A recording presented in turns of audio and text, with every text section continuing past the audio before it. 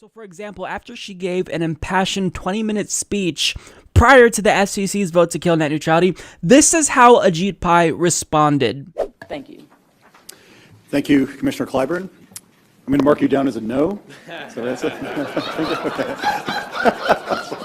And she explained exactly what's at stake now that net neutrality has been repealed. We have taken ourselves out of the game. We have pulled our own teeth at the FCC, so we're toothless. We're powerless.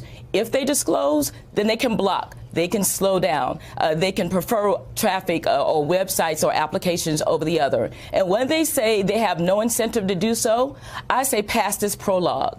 These companies have indeed slowed down competing traffic, blocked competing voice services. They've done so in the past. If they've had business interests, they have shown preference to their interests over competitors who are attempting to thrive online. And that's what's at stake. A lot of the critics of net neutrality are saying all of you need to take a breath and calm down. You're hyperventilating about something that nobody has any proof is actually going to happen. What's your response to them? I say past this prologue. These companies have indeed slowed down competing traffic, blocked competing voice services. They've done so in the past. If they've had business interests, they have shown preference to their interests over competitors. We would not know anything about Ferguson, Missouri, if the provider was able to block or throttle. Because the media outlets, you remember, they weren't covering Ferguson. That's right. They weren't covering that movement until that hashtag started trending.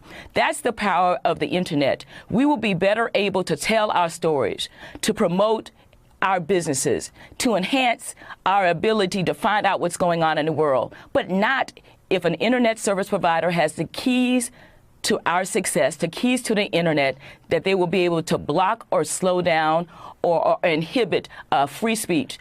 That's what's at stake today. So this vote is actually worse than we thought. We punted. We said the Federal Trade Commission, the FTC, will be the one that will protect you. But what we didn't tell you is the FCC does not have real, clear authority, and the FTC can only help you after a harm is done. So if you can prove that it's unfair or deceptive, then the FTC can protect you. But it's not deceptive if I've disclosed. And who knows what the definition of fair will be going forward. Now, all you have to do is put it in a small print in paragraph 25, and you will be able to do what you want. You will be able to control my experiences.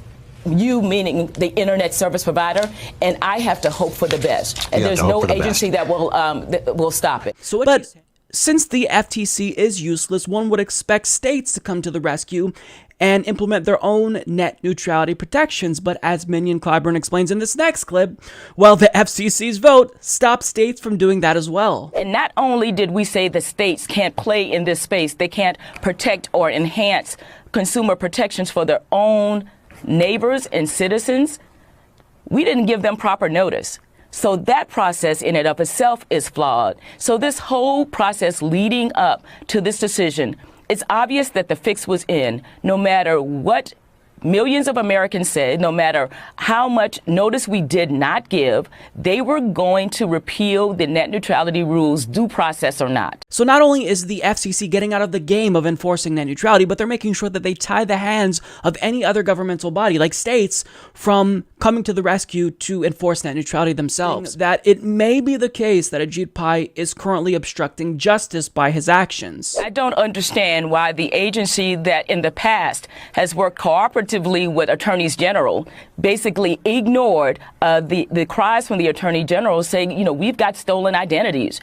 And we've even found traces to Russia, about 500,000 pro-repeal people who wanted to get rid of net neutrality protections. They can prove that information, those submissions were made by Russian influencers. So it's perplexing to me that if we see a process that has been compromised, our online system has been compromised, which skewed the opinions that people saw over the internet, meaning those who wanted to get rid of net neutrality protections, and made it look like more people wanted to, when in fact the vast majority of legitimate commenters were pro net neutrality. They wanted to keep our rules in place.